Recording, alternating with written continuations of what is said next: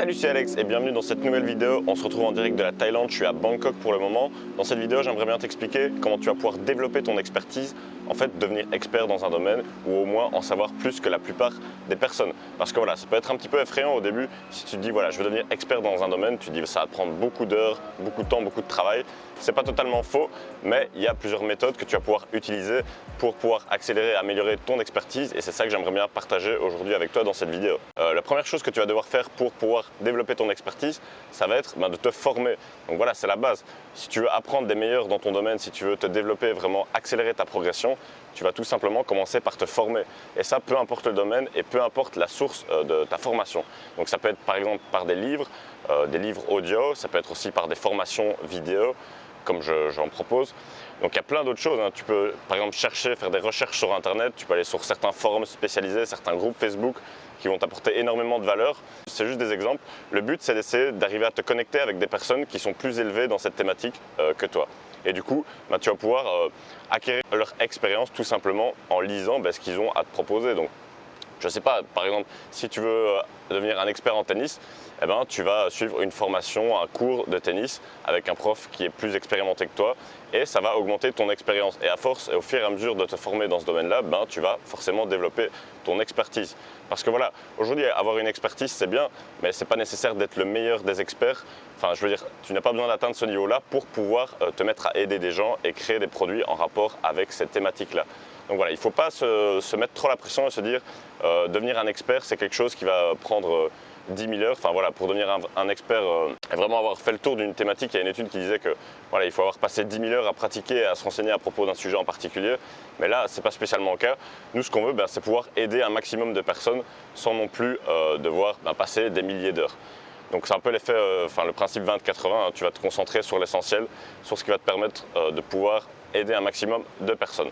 Donc voilà, se former, ça va passer à travers de livres, de formations, de podcasts, peu importe, hein, tout ce que tu trouves sur un sujet qui pourrait t'aider, t'intéresser et t'améliorer dans tes compétences. La deuxième chose qu'on va pouvoir faire pour développer vraiment son expertise, ça va être de pratiquer un maximum. Parce que voilà, c'est bien beau d'acquérir, d'amasser de la connaissance au travers des différents moyens qu'on a vus juste avant, mais l'étape suivante, ça va vraiment être de pratiquer et de passer à l'action dans cette compétence.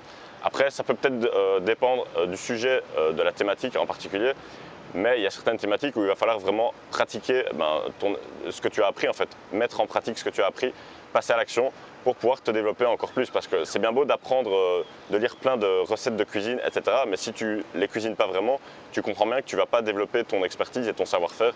Et du coup, tu ne seras pas capable d'aider d'autres personnes dans ta thématique. Donc moi, par exemple, dans le sujet de la musique, au début, j'ai beaucoup appris, j'ai beaucoup regardé de vidéos sur le sujet, je me suis pas mal renseigné, j'ai suivi des formations. Mais ce que j'ai fait, c'est que j'ai pratiqué tous les jours, j'ai créé une nouvelle musique et c'est ce qui m'a permis aussi de développer mon expertise dans ce sujet. Donc voilà, si aujourd'hui tu as acquis un maximum de connaissances, ce que je te conseille, c'est simplement de passer à l'action et de commencer à créer des choses, pratiquer, tester, mettre en place des choses qui vont te permettre de progresser et passer à un niveau supérieur. Parce que voilà, c'est vraiment en faisant les choses qu'on va progresser. Une fois que tu auras fait quelque chose, tu vas te rendre compte que en fait, tu es devenu une autre personne, tu es devenu une personne qui est capable de faire cette chose-là. Donc, c'est un petit peu une question d'état d'esprit aussi, mais pour moi, une chose super importante, ça va être de passer à l'action, de pratiquer et de faire les choses pour pouvoir t'améliorer. Ça, c'est les deux points principaux, donc se former auprès des différentes personnes qui sont plus élevées que toi dans ton domaine.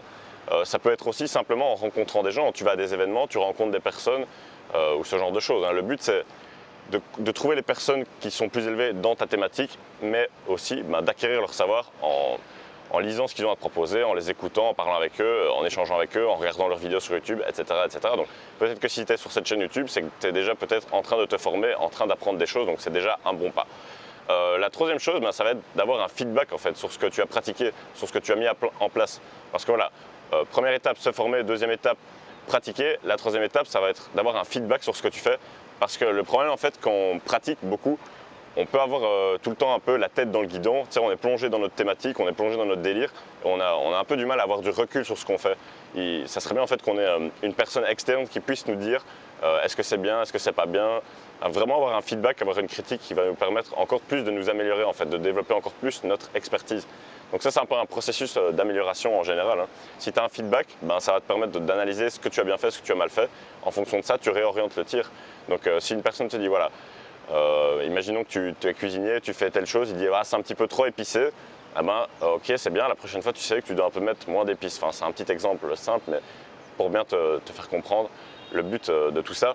Le but, c'est de pouvoir s'améliorer un maximum et de développer son expertise. Donc, grâce à ce feedback, en fait, si tu repères quelque chose qui marche dans ton activité, dans ton domaine d'activité, on revient un petit peu au principe 20-80. Donc, si tu repères quelque chose qui marche, qui fonctionne bien, tu vas vraiment te concentrer à fond et mettre tous tes efforts sur ces petites actions qui vont avoir des grands résultats, plutôt que de se disperser, faire un peu tout et n'importe quoi et on ne sait pas trop ce qu'on fait ni où on va. Donc, essaie vraiment de repérer ce qui marche et ce qui t'apporte le plus de résultats grâce à ça. Et ça vient aussi grâce à un feedback que les personnes vont te donner quand tu partageras leur travail, quand tu aideras les personnes. Évidemment, quand tu as fait tout ce processus-là, donc se former, pratiquer, avoir un feedback, tu répètes la boucle tout simplement à l'infini et plus tu vas répéter cette boucle, plus tu vas développer ton expertise.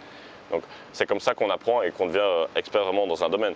Parce que évidemment, il faut continuer à apprendre tout au long de sa carrière, de sa vie, évidemment, parce que non seulement ton domaine d'activité va progresser, et puis même si toi tu ne progresses pas, tu vas un petit peu t'ennuyer aussi, parce que tu vas te répéter et tu vas stagner tout simplement.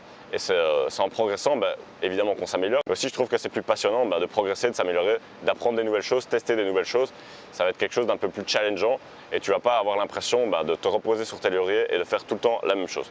Donc voilà, je te répète en bref, se former avec des livres, avec des personnes qui sont plus expérimentées dans ta thématique, pratiquer, mettre en place tout ce que tu as appris, au moins un maximum de choses, essayer de passer à l'action. Ça ne sert pas à grand chose d'apprendre un maximum de théorie sur le sujet sans passer à l'action.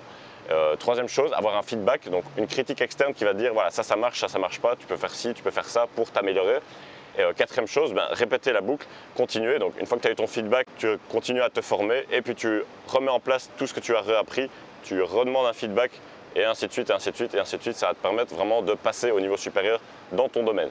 Donc voilà, si aujourd'hui tu es intéressé par développer ton expertise, peut-être que ça pourrait t'intéresser de créer une entreprise sur Internet. Donc ce que je te propose, c'est que je t'offre en fait une formation. Tu peux retrouver le lien pour avoir accès à cette formation juste en dessous.